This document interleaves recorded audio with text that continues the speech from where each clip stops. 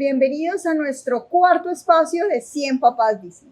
Hoy nos acompaña Ervin Pineda. Hola Ervin, bienvenido a 100 Papás Dicen. Gracias, María Juliana, un gusto estar acá y sé que la vamos a pasar bien, bien chévere. Yo también estoy segura que sí. Bienvenido. Bueno, Ervin, tú eres papá, Sí. esposo, consultor de empresas. Sí. ¿Cuántos hijos tienes?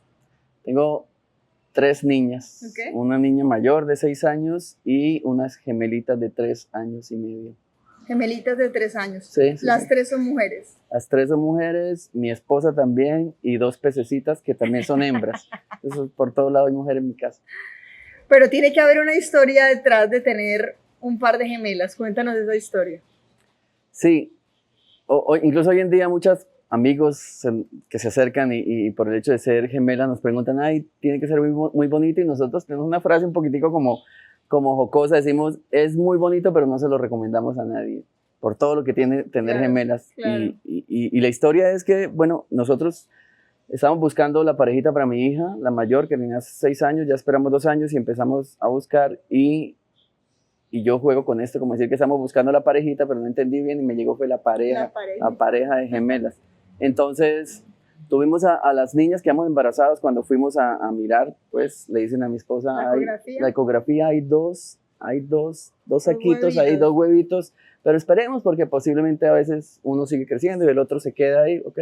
Un mes después, no, ahí siguen y están creciendo. 2 meses después, papás, es un embarazo múltiple, claro. Y había que esperar ya el sexo, el género, y ya fue como decir, Dios, ¿qué? ¿Y ahora? Pero ustedes tienen familiares. Sí, entonces luego de eso fue que empezamos a caer en cuenta que yo por el lado paterno y materno tengo mellizos y gemelos, pero para votar por lo alto. Y mi esposa por el lado materno también tenía. Entonces, después de que, ya adelantándome un poquito, después de que tuvimos las gemelas, el médico nos dice, cualquier otro intento de embarazo, seguro es múltiple, vuelve a ser múltiple. Entonces dijimos, ya, gracias, ahí ya, paramos. Sí. Claro, planto. Digamos que esa es la historia, y ya luego nacen y son gemelas, lo que llaman gemelas idénticas. Eso te iba a preguntar. Sí, son... bueno, otra de las cosas que pasó fue que empecé a averiguar con médicos, reuniéndome, bueno, ¿qué es esto? ¿Por qué se consigue el embarazo múltiple? Sí. Entonces ellos dan esta teoría de la herencia, ¿no? Porque el tema genético. El tema genético. Pero no es tampoco tan verídico. Lo que puedo averiguar no es como 100% sí, es por la herencia, por los genes. No, se supone, como que es una teoría que se supone que viene por ahí. Sin embargo, lo que me parecía más curioso es cuál es la razón para que un mismo óvulo, ya con su fecundado, se abra, se divide en 2. ¿Por qué sucede esto? Sí. Y no hay como una explicación puntual de decir, bueno, sucede por esto, porque esta carga neuronal, no se sabe. O sea, casi que un médico me contesta, mi cuñada, la hermana de mi esposa y el esposo de ella son médicos, y a ellos también consultan y me decían, no se sabe por qué. Lo que sucede a los 3 días, ¿por qué se separan? Embarazo, recuerdo un poco, embarazo idéntico. Si después de 5 días se separan, ya tienen otras características. Después de 11 días de fecundar y se separan, ahí es donde vienen estas complicaciones de gemelos que están unidos. Y todo esto, cuando el óvulo se demora más de tiempo en separarse. Entonces se producen estas cosas. Y bueno, ahí ¿Y ya... los mellizos, que ellos son 2 óvulos fecundados distintamente. Porque son diferentes. Sí, casi uno se parece a la mamá y el otro al papá casi siempre. Pero ellas son... idénticas. Sí, uno ya las conoce, pero al principio yo... Pero te iba a decir, ¿cómo hiciste al principio como para identificarlas? No, yo... A veces el dormía. La manchita. Claro, pero yo las descubrí después. Yo inspeccionando ya después las descubrí, pero yo fácilmente durante varias veces dormía a Samantha, pero era Hannah la que estaba durmiendo. Yo ya dejé de dormir a Samantha y mi esposa era, Samantha es esta, la que yo tengo. Y le hablé y le canté canciones de Samantha, y resulta que era Hannah. Claro. En fin, me pasó mucho. Sobre todo cuando está muy bebé, tiene que ser muy difícil. No, es muy difícil. Y optamos por colocarle a una topitos y a la otra candonguitos. Perfecto. A veces yo cuando alguno se me acerca en la noche que estamos durmiendo, le toco la orejita y ya sé que estoy con la una o con la otra. ¿Y todavía se ha mantenido, digamos, que se vean igualitas físicamente? No, o sea, no, hoy ya las miras y tú dices, sí, son distintas. Bueno, la miras de espaldas y es imposible ya reconocerla, o de perfil. pero ya de frente sí, ya le notas ciertas diferencias. Aparte porque su comportamiento ya con 3 años se nota más, entonces su personalidad, y ya asumen ciertas posturas, ciertas formas de caminar. Una es mucho más extrovertida, la otra es reservada. Eso te iba a preguntar, ¿cómo son la diferencia de personalidades entre ellas? Claro. ¿Cómo aprendiste a identificar como...? Bueno, primero yo trabajo de alguna manera con eso, yo Sí. soy coach, life coach, entonces entiendo esto de poder leer a las personas y tipificarlas. Suena un poquito raro, pero es como tratar de encuadrar y prever cuáles son sus formas de comportamiento. Y con mis hijas, pues obviamente es casi que natural el ejercicio. De acuerdo. Una de ellas, digamos, como se acostumbra a decir, la mayor, que es la que nace primero, pero un minuto después nació la otra, la mayor... voy a contar algo que pasó curioso que puede servirle a algunos papás, y es que el hecho de tener hijas gemelas pues requirió tener más ayuda en la casa que la persona que teníamos contratada. Y ya tenía otra niña pequeña. Entonces 2 personas nos ayudaban con las gemelas, porque mi esposa se turnaba con la mayor y con la gemela. Y resulta que una de las gemelas, esto puede ser un dato que puede servir, una de las gemelas, nosotros vimos que era muy apagadita, de bebé, muy tranquila, pero exageradamente tranquila. Okay. La otra hablaba, y ella era calladita. Entonces yo dije, me salió muy reservada, ya pensando un poquitico en todo esto que te digo de los perfiles de personalidad, la que salió después, la que nació después. Y entonces empecé digamos, a concluir que la primera nació mucho más grande, con más peso. A la menor tuvimos que hacerle canguro 2 semanas, ayudarle un poco más. Entonces yo decía, bueno, tal vez por eso, incluso desde la genética de su crecimiento, digo, esta hermana mía está llevando todo, yo voy a hacer más. Todo eso lo pensaba yo en mi mente pseudobiológica y pseudocientífica. Pero luego que sufrimos las niñas a las 3 semanas de nacidas les dio una crisis respiratoria. No, 3, no, tal vez un mes, tal vez después.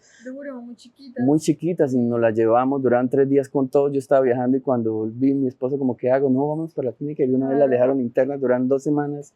Internas, una semana nunca en UCI, pero siempre con cuidados muy serios.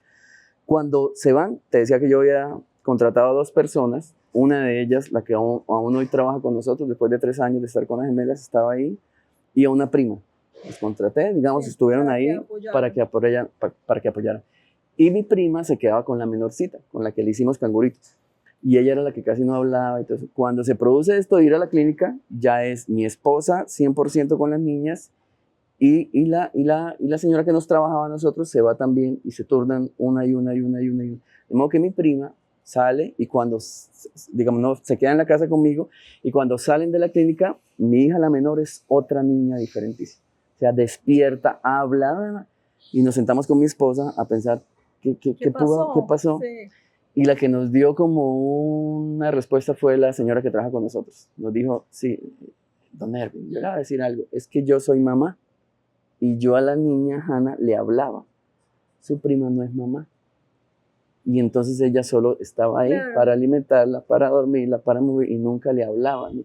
Y entonces las 2 semanas que estuvieron con la mamá full, hablándole, y entonces esta niña se pegó una despertada, y le dije a mi prima, muchas gracias, te puedo decir, porque no, pero fue de manera lo que mejor podía. Digo yo que a veces como en la falta de algunas herramientas que uno tiene de conocimiento de cómo poder ayudar a los niños. No, y sabes que tú me haces recordar, porque es que subestimamos mucho esa edad. Sí. Subestimamos mucho esa edad en el sentido de que pensamos que no es tan importante. Claro. Que no es tan importante hablarle, que no es tan importante explicarle las cosas, que no nos están entendiendo, y resulta que sí, ¿no? Todo. En ese ejemplo que estás dando, pues es clarísimo que sí.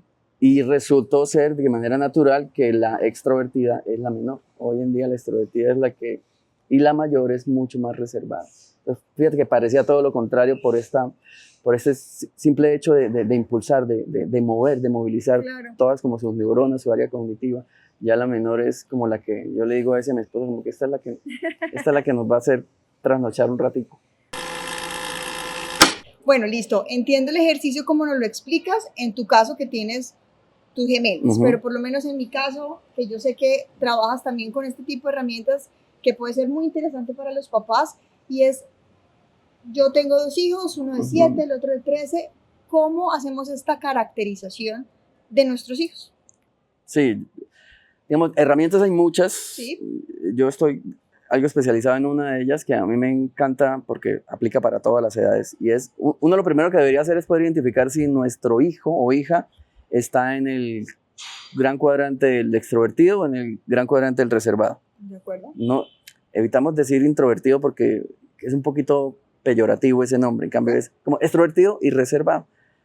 Entonces, ¿cómo se identifica un niño extrovertido? Pues su voz es más altisonante que la de los grupitos de niños tal vez, o sea, se comunican fácilmente, pero con un tono un poquitico más alto, posiblemente sea un niño extrovertido. Okay. Hablando de chiquis que todavía están empezando ahí a hablar o algo así.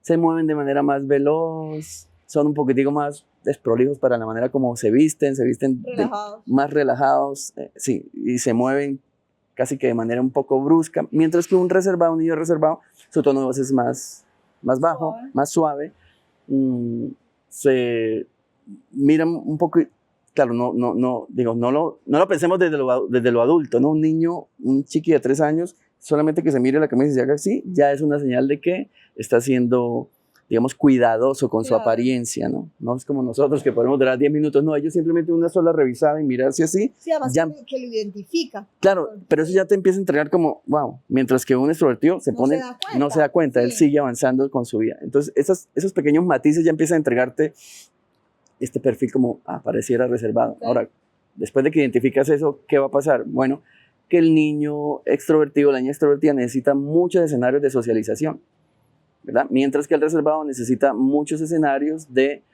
intelectualización, por decirlo de alguna manera. Okay. Es decir, el reservado va a usar más herramientas para poder ser, digamos, cognitivamente adecuado para él, o para sentirse él como en su mood. El extrovertido va a necesitar a lo mejor más personas y más relaciones. Okay. Posiblemente.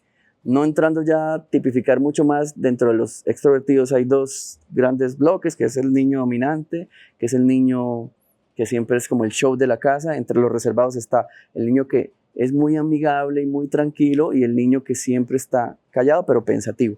¿Entiendes? Son como 4 grandes bloques. Pero tú te fijas y simplemente una observación consciente diaria. Es un ejercicio que debemos hacer diariamente, empezar a mirar cómo son los patrones de nuestros hijos cuando están bajo crisis. Porque todos lloran, pero lloran diferente, o se mueven diferente. Lo digo por mis gemelas, porque a pesar de que, aunque ya decías, a pesar de que son gemelas, las 2 tienen temperamento y personalidad completamente distintas. Una es súper reservada y la otra es muy extrovertida. Y mi hija mayor es 10 veces más extrovertida que la que es extrovertida de las pequeñas. Pero entonces te digo yo que esos patrones puedes definirlos. Se mira, es cuidadoso, la forma de caminar, de hablar, posiblemente es un reservado. Está súper claro lo que estás diciendo, porque, bueno, a través de la presencia, ¿no? Digamos que la presencia es la que nos permite identificar estas características que tú nos estás diciendo. Como un mindfulness ahí de crecimiento con los niños. Sí. Ahora, ¿qué pasa cuando, digamos, esas personalidades de nuestros hijos son muy diferentes a las nuestras? Porque a veces pasa, y yo no creo en las casualidades, y siento que cada cosa como que está puesta para un aprendizaje. Total. Y pienso que nuestros hijos son los maestros más grandes que podemos tener. Entonces, ¿qué pasa cuando tengo, por ejemplo, un hijo introvertido o muy extrovertido? Puede ser cualquiera de las dos, y yo siento que quisiera que fuera más extrovertido. Cojamos el no introvertido, sino me dijiste reservado. Es reservado, y quisiera que fuera más extrovertido. Me parece que no está muy bien, me parece que de pronto la sociedad lo va a castigar por ser un niño reservado. Y bueno, todo esto fundamentado en el amor de mis hijos, en el amor que le tengo a mis hijos y que quiero que ellos sean felices, pero muchas veces siento que asumimos la felicidad de nuestros hijos. Hablemos un poquito sobre eso. Sí, primero, la verdad que lo hacemos porque creemos que nuestra visión e interpretación del mundo es la correcta, y como padres tenemos la verdad para nosotros y para nuestros hijos.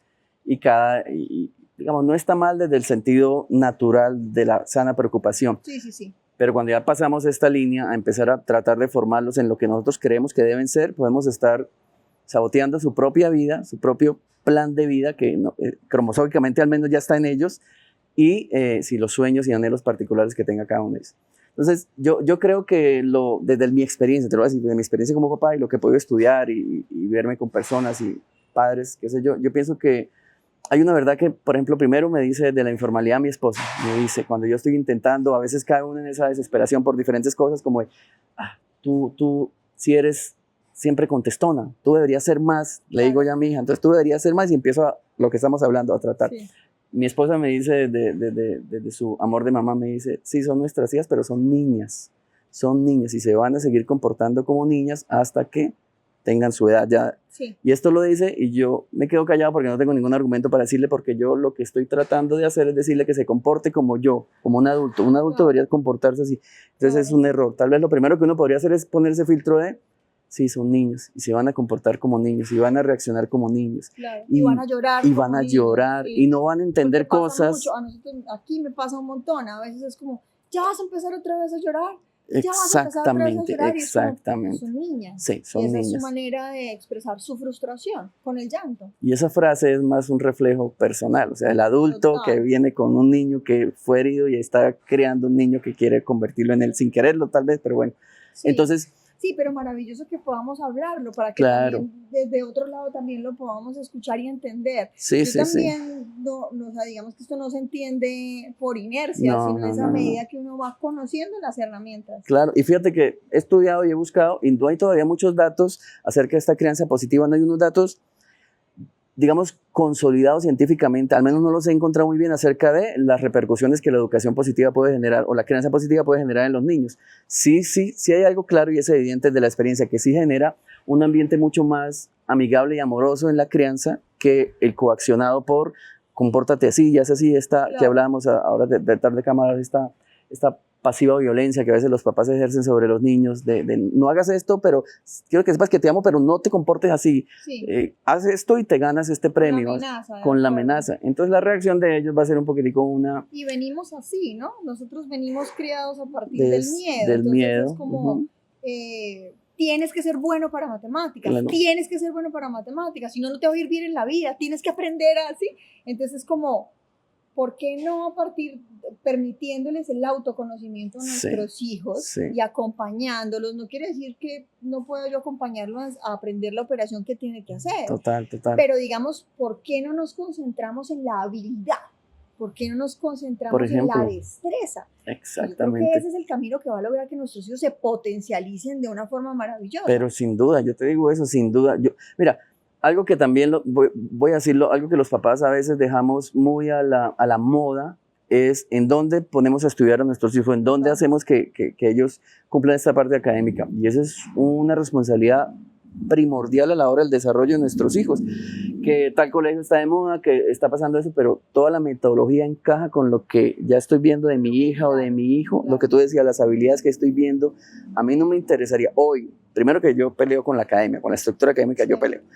Si hoy mi hija empieza a cantar, para todo canta, yo no la voy a meter a un colegio donde ni siquiera haya una línea, donde el arte no es, por ejemplo. De acuerdo. Entendiendo también, por ejemplo, esta metodología de las inteligencias múltiples, no sé si tal vez las has leído, la kinestésica, la visual, la artística, hay un montón de inteligencias que es muy bueno saberlas y conocerlas para no encasillar a nuestros hijos en X o Y, sino decir, resultó que mi hija, por ejemplo, mi hija mayor es, en un test que le hicieron ahí en el colegio donde yo la metí, precisamente porque maneja las inteligencias, es cero naturista, cero.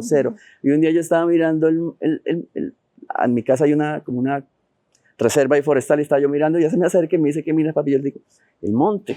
Y se queda mirando un segundo y dice, qué aburrido es mirar el monte. Y se volteó dando volteretas porque le gusta la gimnasia, es gimnasta innata. Entonces yo tengo que ser muy ciego para no poder apreciar esto, o sea, esa escena que acaba de pasar, que mi hija dice eso y se va dando volteretas. Y yo digo, mi hija lo que le interesa es esto, lo que acaba de hacer. Esa es la observancia. Y entonces, ¿cómo puedo yo potencializarla y encaminarla para eso, ¿cierto? Para que sea eso. Eso les da a ellos, siendo sinceros, una ventaja competitiva. Si queremos decir, quiero moverla hacia, porque en el mundo está pasando esto. No, al contrario, impúlsala desde las habilidades porque eso ya le va a dar una ventaja competitiva frente al escenario. Fíjate que en esta edad es cuando los patrones comunicacionales se empiezan a estructurar. Y el conocimiento y el autoconocimiento viene a través del lenguaje. Entonces es muy importante este momento, cuando están ellos consolidando los canales de comunicación, la conciencia comunicativa, que es la que genera el recuerdo, y el recuerdo es el que constantemente me impulsa a decir, yo soy feliz haciendo esto, entonces me impulso. Por eso el acompañamiento en esta etapa es tremendo. Y yo sé que acá en Time Out, sé que las cosas que tienes no están hechas porque sí, están pensadas en favor o a raíz de precisamente este comportamiento como natural que los niños llegan a descubrir un mundo como el de acá y dicen, me quiero ir por acá, me quiero meter por acá.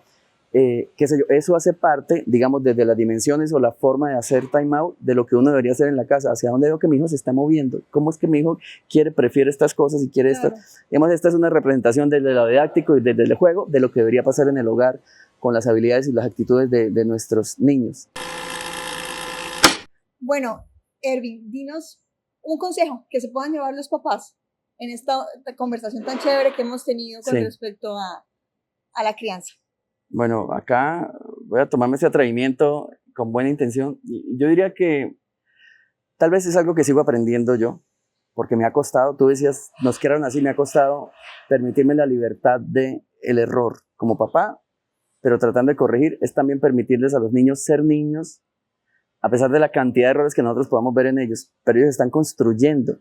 Desde esa libertad, ver a un niño crecer desde esa libertad es como un buen negocio, por decirlo de alguna manera. Es como decir, así está funcionando porque lo dejo ser. Y es que en la libertad el niño puede ser lo que en esencia es. Y si estamos desde esta conciencia, observación del niño, vamos a tener muchas más herramientas que van a salir a la luz en este comportamiento tan libre del niño que podemos comenzar a usar a favor de él, no a favor de lo que hemos venido hablando, de nuestras intenciones, sino a lo que verdad le conviene, de lo que estamos viendo al niño, que es hacia dónde podemos llevarlo, guiarlo. Es desde la libertad de esa niñez. No sé si te pasa, yo me pongo a pensar cuál ha sido mi mejor etapa. Desde mi conciencia digo, mi niñez fue muy, muy enriquecedora. Para otros tal vez por diferentes circunstancias no, pero podemos hacerla, digamos, esa etapa más memorable y recordable a ellos si le damos esta libertad de ser lo que ellos ya están diseñados para ser y no coaccionarlos en nada. Tal vez ese sería un consejo. La libertad para un niño es un buen negocio. Un buen negocio, yo creo que, y en beneficio nuestro como padres en todo esto tan importante que estás diciendo, es que seguramente eso va a hacer que la relación se fortalezca muchísimo más y que tengamos una mejor comunicación y una mejor relación con nuestros hijos. Sí, así es. Gracias, Ervin. Gracias a ti, María Juliana. Y bueno, espero que esto también sea una buena herramienta para todos y para tener unas mejores relaciones con nuestros hijos.